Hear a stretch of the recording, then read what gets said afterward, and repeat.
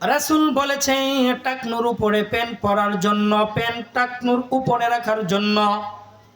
মুসলমানের সন্তানেরা নামাজের মধ্যে দাঁড়ায় টাকনুর নিচে প্যান্ট পইরা, আছে না নাই? মুসলমানের সন্তানেরা নামাজে দাঁড়িয়ে নামাজের ওয়াজিব যেন ভঙ্গ না হয়, কি করতে হবে তাও জানে না।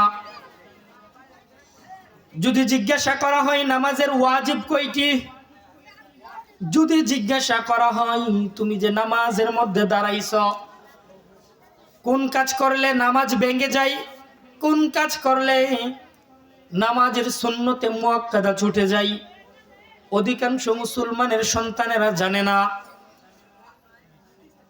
যারা জানে না তারা যদি নামাজ পড়তে যায় তাদের নামাজটা সঠিক হবে কিনা এটার মধ্যে সন্দেহ থাকে, আছে না?